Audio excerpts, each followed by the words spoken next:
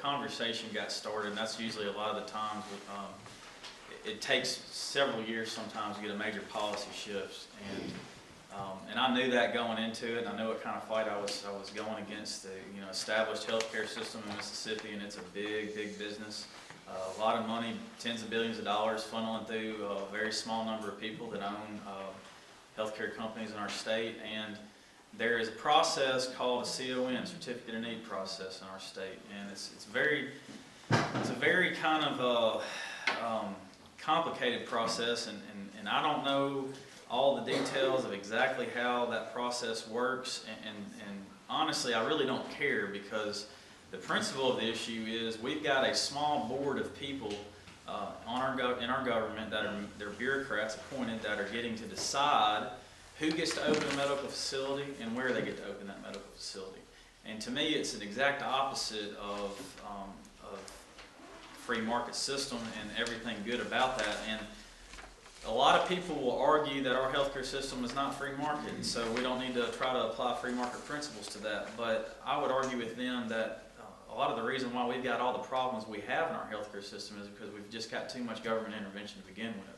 And we'd be a lot better off if we were to roll a lot of that government intervention back, and we'd have a lot more access to care and a lot cheaper rates in a lot of cases. And to give you a perfect example of how this process works and hurts our system, it was implemented by the federal government tied our CMS or our Medicaid and Medicare money back in the late 70s, early 80s, I forget the exact date, but they said if you want to get your CMS money, you've got to implement CON laws. And these CON laws are going to restrict the number of healthcare facilities in states so we can better control the marketplace, so we can control costs from rising. Well, very quickly they realized it was doing the exact opposite of that. Imagine that you restrict access to something, and it's basic supply and demand. And in Economics 101, it's taught to us that if you have something that's in very high demand and you restrict the access to that whatever that is, you're going to have a rise in prices, because everybody's going to try to get it, but there's going to be less opportunity to get it, so the prices are going to go up. Well, that's exactly what started to happen in healthcare. And the federal government had the Federal Trade Commission, and they had the Federal Department of Justice look into it, and they did research, and they came back, and the Federal Trade Commission said, this goes against our federal antitrust laws. It's monopolistic. We need to repeal this. And so the federal government repealed their law that said you had to have them in order to get your federal CMS money. And a lot of states started trying to unravel that big ball of yarn they had in place, but Mississippi did not. And we've held strong on keeping in place all of the certificate of needs for about 30 plus years now. And in our state, if you've noticed what's happened over the years in a lot of areas, is you've got what I call regional monopolies in certain areas. Now, being around Jackson in DeSoto County, we've got a little bit less, we've got a little bit more competition because there's several big players in the area. But other parts of our state are really regionally monopolized, where you've got one healthcare company that has pretty well bought up almost everything healthcare-wise in that region. And the problem that we're seeing is that a lot of we have a very big doctor shortage in Mississippi, and we are very rural, we are a very poor state by standards, but a lot of other states that are rural and poor have better access to care. And I believe that our CON being so strict is the reason why. We have even equipment and procedures listed under CON under our state statute. So the CON board can restrict even procedures or pieces of equipment if they want to. Now, it's really left up to their discretion what they do and do not want to restrict under the CON. And so you might have a physician that wants to come into Mississippi and open a clinic and do some new procedure that has advanced with technology. Well, the CON board may say, well, we're going to restrict that procedure right now because we don't want to take away the monopoly that this regional healthcare provider has, and it may hurt their overall bottom line if we allow you to compete against them. And we want them to be able to make a big profit on this procedure so that they can, I guess their argument is they can keep their doors open. But the whole point is that when we see CON removed in other states, they actually have more competition, which is a great thing, and they don't all go out of business. All the hospitals don't go out of business in those states. They all are still thriving. In fact, they're doing better than they're doing in Mississippi, because it's forcing them to compete against each other for services So they're offering better service to their customers because they have to compete with somebody else. And they're also offering better wages to all their employees, because now a nurse, instead of just having one healthcare company that they can go work for, there may be another one that opens up across the street that may offer 50 cents more an hour, $1 more an hour, and they can compete back and forth for their employees. So it's all around better, in my opinion, to have some competition in healthcare, and we need it very bad in Mississippi. We have a lot of I think we would see the potential to bring in more young doctors into our state, because there's a lot of doctors that they're happy with going to work and being an employee of a hospital, and they don't want to have to run a business. They just want to go do their doctor thing and not have to worry about the business side of things. But then there's a lot of young doctors that come out that want to go own their own practice, want to own their own clinic, maybe go into business with several other doctors. And in our state, it's very hard to do, especially if they're a specialist and they want to do operations. And everybody knows now that a lot of surgeries have moved from having to be done in a hospital to being done in outpatient surgery centers. They call them ambulatory surgery centers, because medical technology has advanced so much that you can go in now and you can get, like, I think you can get a knee replacement, if I'm not mistaken, and walk out the same day. You might be on crutches or in a wheelchair, but they don't keep you overnight. You know, you get to leave the same day that you go in and do something. So they are trying to, in Mississippi, they're still trying to fight to keep it under that old system of having to keep everything done in the hospital setting. But the problem there is that it costs a tremendous amount more money to do something in a hospital than it does in an outpatient surgery center. The payments from CMS or from Medicaid and Medicare, actually also, there's a premium that has to be paid when a procedure is done inside of a hospital versus in an outpatient center or a non-hospital setting. So we would also save money on the Medicaid rising costs in our state by allowing more procedures to be done in private outpatient surgery centers. So I knew this was going to be a big fight, and I knew what I was going up against, but I was actually very surprised at the amount of response and the amount of positive encouragement from other House members, that they've known for a long time that something was wrong with this process. They just needed somebody to kind of break it down, do the research for them, and explain it to them. And a big part of this is education, because we're not all experts in every field when we go into the House of Representatives or the Senate. And there's a lot of things that I'm having a hard time, trying to learn everything at once. So you have to realize it's better to just try to focus on a few issues, learn those issues very well, and then find somebody that you trust that knows as an expert in another issue to give you information, so that, because you get information obviously from both sides of every argument. Y'all know that. You might hear one side, you're going to hear the other side. So what I have tried to learn to do is to find somebody that I trust, that has principles that I agree with on issues that they're experts in, so that I can go to them, because there's no way for me to be able to diagnose and read and study every single bill to understand the impact that bill's going to have in the short amount of time we have to do that in. So I've learned that I can find somebody that I can trust in different fields and go to them and say, what is this bill, what is it actually going to do? What are the unintended consequences of this bill? Because there's always unintended consequences. A lot of times those unintended consequences are good. Sometimes they're bad. You just have to kind of weigh that out. So it's been a great learning process for me, and I'm very excited about getting the conversation started with CON reform. I think it's very complicated. Healthcare is very complicated in general, and so just getting the public to understand how significant this could be for our state as far as advancing healthcare reform, bringing in lower prices, better jobs, the competition of it. I think if we could get the public to engage in this, we could see movement on it. I've had a lot of, this has been a bipartisan issue actually. Believe it or not, there's been a lot of bipartisan support, because everybody has seen how it's just devastated their access to care in our state. People are having to drive 30, 45 miles in a lot of our rural areas of our state, because their local small clinic gets refused to allow them to have maybe something as basic as a CAT scan machine under the CON, or something real basic, and they'll have to go to their doctor and they'll say, well, we really need to get a CAT scan, but since we don't have one here, you're going to have to make an appointment 45 minutes away 2 weeks from now at the local hospital, get it, and then come back. So it's just real inconvenient for people, and people are seeing the need for us to kind of break that monopoly up and allow people to have that option. So I could ramble on about this for hours. I don't want to do that. What I would like to do is maybe answer a few questions that anybody might have about it, or yes, sir. Robert, would that bill open up, and I've seen it in different states, and I think you and I talked about it briefly, is that a group of doctors gets together, say 10, 15, they're all specialized in different things, they want to go into practice together.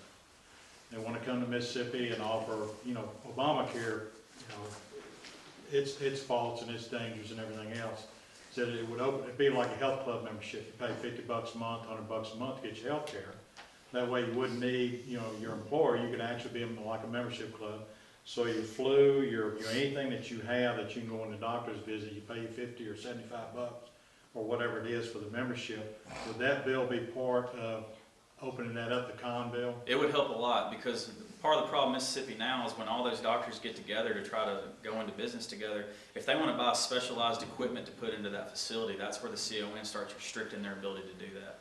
So they're not able to give you cost-efficient health care, because you're going to have to still go out back to the main healthcare provider in that region to get all of your specialty procedures done, because they've got monopolies on all those procedures and all those pieces of specialized equipment. So it's very inefficient, and that would be a huge help for those type of opportunities to open up in our state. To get CON removal would help with that a lot. Where are you getting the pushback from? Where is the pushback? Well, the only pushback is, and it's really going to be an education hurdle we're going to have to overcome with the public and the legislature, is the people that own these CONs, or these monopoly certificates is what I call them, that's really what they are obviously fighting tooth and nail to keep them. They want to be able to hold on to that stranglehold in their area, in their region. And so they put fear out into the public and to the legislative members that if y'all unravel this, then we're going to all go bankrupt, and the company that's got 2,000 jobs in your region is going to go bankrupt, and you won't have any health care. There won't be anybody offering health care, which is absolutely insane, but that's the scare tactic they're using right now. And so education is going to overcome that, because facts are facts, and you can look at all the statistics from all the states that have removed or rolled back CON and how much better their healthcare system is, how much better access to care is, and prices are better, everything. So we just got to overcome that hurdle of those people holding on, fighting for their monopolies. So. Can you tell me if you've talked at all to the medical community about this, apart from the State Medical Society? Yeah, all right. So there's a lot of doctors and people in healthcare that are going to be supportive of this that I've talked to.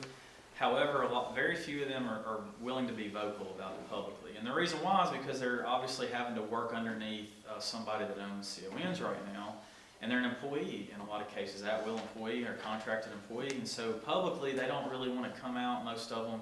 Now, if they're already out in private practice and fighting against that system now, those are the only ones I'm able to find that are publicly willing to speak up against it.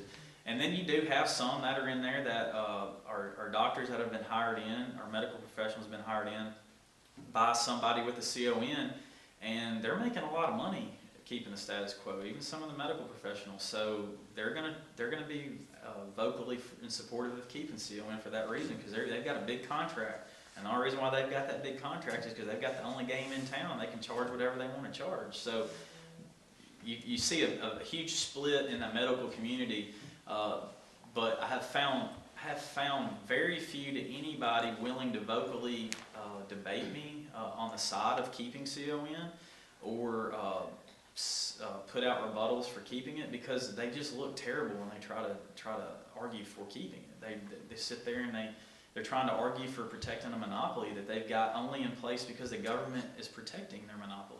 They didn't earn that monopoly. They didn't go out and out-compete everybody in the region and put everybody else out of business, which I'm fine with. If you can do that and somebody wants to come in and try to open and you just out-compete them and keep putting them out of business, that's what we're all about in this country. But to be able to have that option only because the government doesn't allow any competition to come in is just a terrible thing.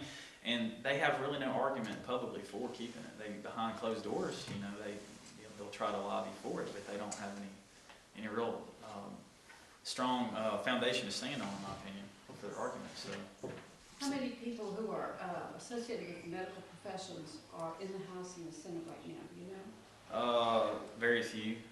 Very few. I know Medital and Bedford, but I don't know. Very what few, that is. very few. There's a lot of lawyers and insurance agents, and Mhm. then it's kind of spread out all over the place from Yeah. there. So Yeah. Yeah. Do you know Dr. Sid Bonzo? I do, yes. Have you talked to him about this? I have not talked to him about this. That might be a good. Yeah, I'll do that. I'll give it. Ms. Foster, what organized effort was there in regard to opposing your legislation as far as those in opposition hiring lobbyists? Who were the ones organized, even if they didn't want you to know? And were there any hired hands? Not that I'm aware of, because I don't think they thought it would get as much attention as it got, and they weren't prepared for it. And I do think in the future we will see a more organized effort to be opposed to it, because they see now that there is a tide building against them on it. And but the whole thing is, it's happened in other states. The more they block it, and the more people realize that this is a real thing. That it's not just some made-up hoax of some government monopoly. That it's going to come, whether they like it or not. The change, the reform in CON, the removal of CON, and if the longer they block it, the swifter that removal is going to be, rather than it maybe being phased in over a period of years, so that they can and there is some valid argument there that there has been some very honest business people that have come into our state and fought that process and spent a lot of money getting a CON to put in a community health center or some type of community health care. And they've made a tremendous investment in that, and there ought to be maybe, it be removed over a period of years or phased in. And I'm okay with having a conversation about that, but if they keep blocking and blocking, what's going to happen is it's just going to get done. It's going to be instant, and it's going to hit them like a brick wall, and it's going to be their fault for not being willing to come to the table and come up with a practical solution for rolling this thing out over a period of years. So that's what I foresee happening, but I could be wrong. But yeah, Could there be legal challenges? absolutely. Yeah. Because we're talking simple free enterprise. Absolutely. I do believe if somebody had the money and they were a physician or a medical professional, they could go to court and argue restriction of trade, for them to do their trade, and they would win. I believe they would win.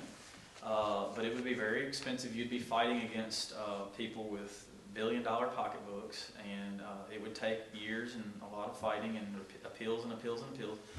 So, to me, I think it's going to probably have to be done legislatively, because there's probably very few people that have that kind of money that don't already have a lot of CONs and aren't already in the game. So, it's probably going to have to be done legislatively, I would think. Yeah. How many certificates of needs have been granted in Mississippi in the past 5 to 10 years? I don't know the answer to that question, but I will tell you that there's very few, if any, that are hardly ever denied. But the whole problem with the process is that it can take hundreds of thousands of dollars just for the application process up to that. And if you get challenged or blocked by somebody in your region, that's gonna almost always happen. They're gonna challenge in the CON board that there is no need for competing medical practice in my region. I'm offering all the services that are needed in that area. Then you're looking at potentially years and no telling how much, hundreds of thousands in lawyers' fees and CON hearing fees, etc. And so what happens is most people never put in an application unless they've got really deep pockets, and they're probably already in the game already anyway, most of them. So it's just a bad system. It's very corrupt, in my opinion. Very bad.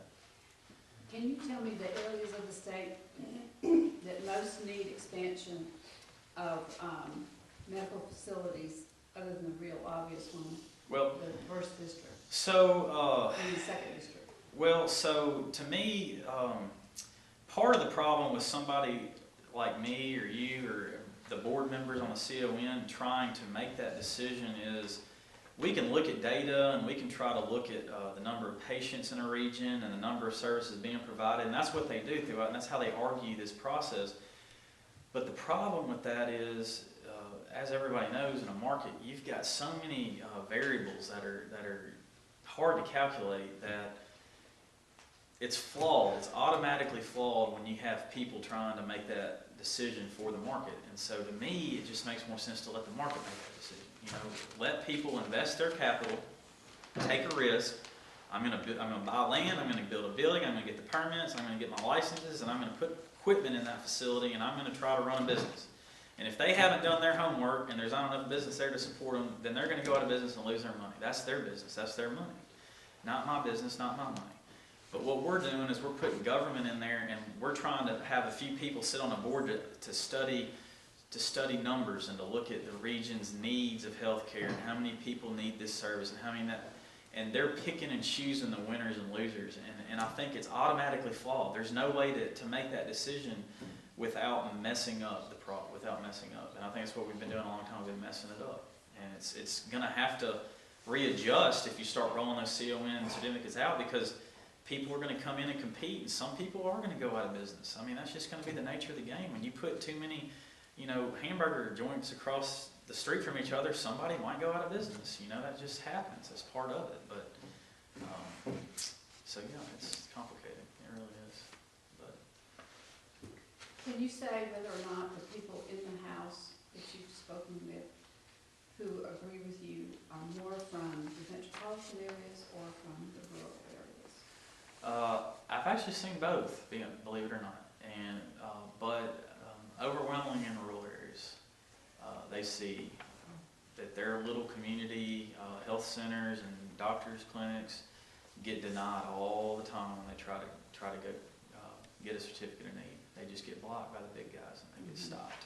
And so I would say overwhelmingly in the rural areas, but there are people that understand in the urban areas even that it's just bad for business. And so I'm hoping that we'll see leadership take this issue up next year, and I think there's a good opportunity for that to happen. I've had some good conversations. Have you got any indications from leadership in the House? I have, and they're very they have been very supportive of me in this, and it's one of those things that I think is going to take somebody in leadership to push through, because it's such a big policy shift. It's a huge policy shift, and I'm very hopeful of that. I'm really hoping next year we'll see one of our leaders take this up and push it through, hopefully. So that's my hope anyway. We'll see. Is there anybody in the business community who really encouraged you to do this? I've had a lot of people privately reach out to me, but it's just one of those things that very few people want to get out there in front of because, like I said, we're talking about companies with tens of billions of dollars. We're not talking about little companies here. I'm probably one of the least likely people that ought to be pushing this, because I've got an area with a lot of healthcare in my area. But I understand markets, and I understand how this would improve our state, improve our health care, and it's more important for the rest of my state than it maybe even be for my district, honestly. But it's something that we've got to have a conversation about if we want to improve our state. Can you find any of the metropolitan areas in the state that can really be attributed to losing population and business because they don't have facilities necessary to sustain medical care? Well, I don't know the answer to that question. I think that would be tough to even prove. I think that's the problem. Is you could always argue, and they always will argue that that's not the case. But I think that the market's so skewed right now, and you've got 30-mile distances between each dialysis center, and all this crazy formulas they've come up with to try to spread the monopolies around, that it just, I don't know how you would even take that data and try to, all I can do is look at states that don't have CON or have a lot less CON and see that they have way more healthcare facilities, way more access to care, and cheaper rates. I mean, that's the only thing I know to look at and compare it. Because when you try to look at a messed up system and try to figure out what it would be without that, the only way to do that, I think, is to compare to somebody that doesn't have that messed up system and those statistics all prove, all the studies show that they have better access to care and cheaper prices. So it's undeniable. Does a lot of the money that is supporting CON come from out of state? Well, I mean, all these companies, not all of them, but I'd say a lot of them are big, big enough companies that they're definitely not all just in Mississippi. They're all over the place. So yeah, they're multi-state companies, most of them, I would think. Was there much difference in your bill and Chris Brown's bill? Identical. They were identical? They were. Where does Speaker Gunn stand on this? He's told me he's supportive of it, and he really had not studied the issue until I brought it to started bringing it to his attention. And he has told me he's gonna take a very serious look at it being a part of the next legislative session. If that's the case, which committees do you think which committee and or committees, if it's double referred, do you think should take up your bill? Well, I don't think it ought to be double referred. I think it ought to go to Medicaid. I think it's where it ought to go. Yeah. Chris chairs that? Chris Brown chairs that committee. That's positive for you. Yes. Is there any other topics that y'all want to talk about legislatively? Anything else that comes to Why mind? don't you tell us a little bit about your business? I think you have an interesting business. Okay. I have an agritourism operation. We have a family farm, it's 120 acres in Hernando, Mississippi, that specializes in agritourism. We have a lot of schools and families come to our farm for different seasonal events. We start off the year every year with our Easter egg hunts at Easter, and then we have choose and pick blackberries and blueberries in the summer.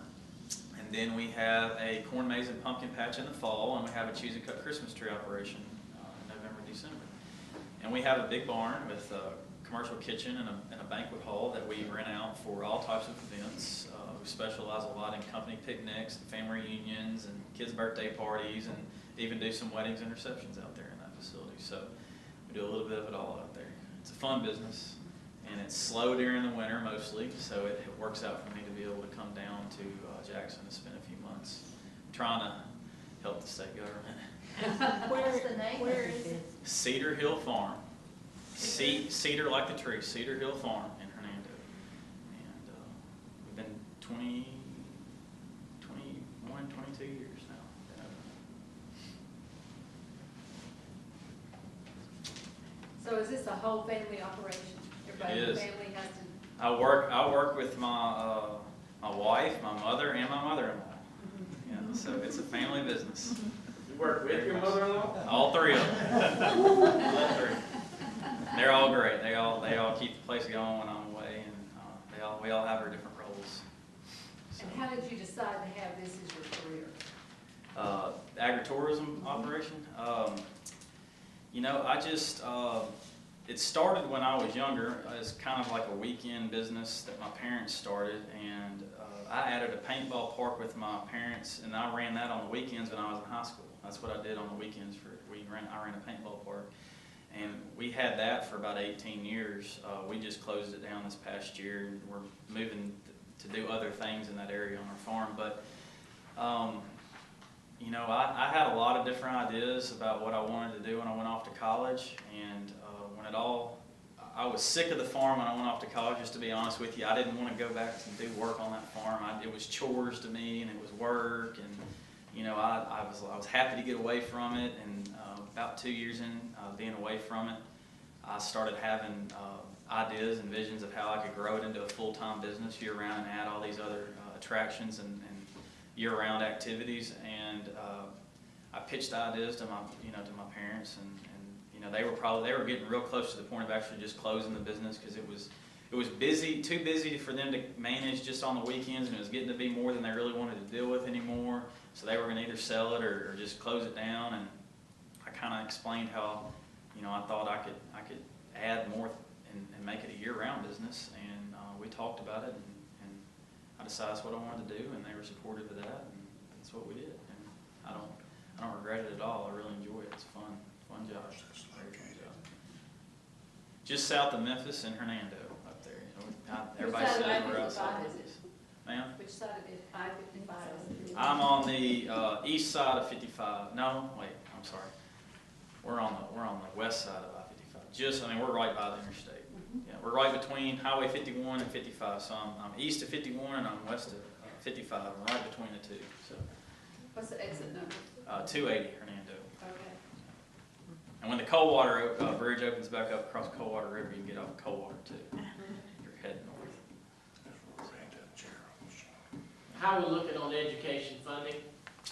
The new formula. New formula, pardon me. I'm very hopeful that the Senate will pass that bill. If they want to make a few minor tweaks, obviously they'll have the right to do that, but it's very much needed in my opinion.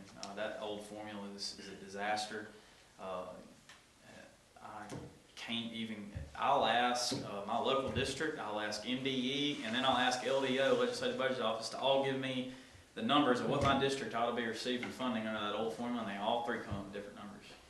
And that's not a lie. That's with a lot. That formula is so crazy that it's just terrible. It's absolutely terrible. And so we need something that's just basic. How many kids do you have times this much money, and that's how much money you get. Real simple. And so the only people arguing to keep that old formula are people that want to hold on to the established. We want 3 to 5 school districts in our county, and we want everybody to have 6-figure salaries at the county office or the central office. And this new formula is going to shed a light on all that waste, and we don't want it, and that's why they're fighting against it, in my opinion. Because it'll be real hard. The old formula is real easy to prop all those different central school districts. And see, DeSoto County, we've got, I'm not talking about shutting down all the different high schools. I'm talking about centralizing administration. And they've got these separate school districts, some of them 3 to 5 in a county, and they've all got central offices, and they've all got their own bus shop, and they've all got, and all these people in these positions, it's nepotism. They all got their brother-in-laws, and their uncles and aunts, and their friends all working in these positions. And if we rewrite the formula and make it real clear about how much money you're going to get, everybody gets the same, no matter what district you're in, based on how many kids you have, it's all fair and equal, then they're not going to be able to hide all this money like they are now. And it's going to be real obvious that they're wasting a tremendous amount of money in the overhead where they ought to be putting it in the classroom, paying their teachers a competitive wage so we can get good teachers in bad districts, and so that kids can get the money in the classroom and get the books they need, and all the things they're not spending money on, they ought to be spending money on. And so that's why they're fighting, in my opinion, to keep the old formula. So, In that respect, if you'll notice around this room, most people here are just a little bit over 21, okay? And that being the case, you could sit down and have a conversation with most of these folks and find out they're all quite well educated. And I dare say maybe half of the folks in here, maybe a little more, are not college educated. Now, if you adjust for inflation, how much did it cost to educate the folks in this room, taking their age into account, looking at the education that they received, they earned, versus what it takes to educate a child today? The reason I say that, if you go back and look at what it costs to educate them, and then look at the curriculum and education that they earned and received, versus what you're getting out of a public high school today, you're going to see a great discrepancy. I taught school 5 years, okay? All those folks who come before you waving an empty pocketbook they claim, and you talk about putting money in that classroom, what does it take to teach a child? right. What did it take to teach these folks whose hair is showing all their wisdom, let's say? Okay, what did it take to teach them Algebra 1 versus what it takes today? With the exception of technology, I'll give you that, but you know what, books still work. Okay, you don't need a computer to read a book, okay, or to sit home with one in your hand. Why is it that it takes so much more adjusting for inflation, okay, today than it did then? When I can promise you, these folks in the 8th grade can outperform a senior today. That's not me making that up. Right. Well, I think a lot of it, you kind of hit on it in there, that a lot of people didn't get college degrees, and they still don't today, and that hasn't changed. But what we have changed in our education system, that I think is a fundamental flaw, And my generation suffered, and the one coming behind me is very badly suffering from this whole idea that if you don't go to college, you're not going to be successful in life. And I think that's a terrible, terrible thing that we've put on 2 generations now that we've brought through school, that we are teaching everybody to go to 4-year college and get a 4-year degree. But the problem is that there's only about 25 or 30% of the jobs in anywhere, not just in Mississippi, but anywhere really, anywhere in the country, that require or need a professional degree. What there are, however, are about 55–60% of jobs out there that require an education, but they're technical education. And those people are no less educated or less smart. Somebody can take apart, diagnose a diesel engine that's not running properly, and diagnose it, fix it, take it apart, fix it, put it back together, is no less educated than somebody that has a 4-year professional degree, in my opinion. There's just a difference of education. And what we've got to do, in my opinion, if we really want to transform education in this state, if we want to be leaders in education, is we've got to change the conversation about where you go to school and be about what type of education you get. Because if we were to educate more people in the technical career side, we would have a much better chance of bringing people out of poverty and breaking the cycle of poverty, especially if we start catching those kids in high school and giving them that opportunity. The problem now is that we don't give them that opportunity in a lot of cases until after they've graduated high school. So they see no end in sight. They see, I've got to go all the way through 12 years of school. They get into about 9th or 10th grade when all these kids start thinking about dropping out. And by that time, they haven't really been taught anything that they can go and actually get a job with. Now, they may be able to take a test, they may be able to critical think a little, but they can't go and perform any kind of service that adds value. And if we were to start in 9th or 10th grade to teaching, again, how to build things, fix things, etc., then they would see an end in sight when they get to 18 and graduate at 12th grade, that instead of just walking away with a piece of paper that, in my opinion, is pretty useless in a lot of cases, because you can't actually do anything with a high school diploma anymore. You can't go fix anything. You can't add value to any kind of company. They've got to then, you have to go to college to get any kind of training.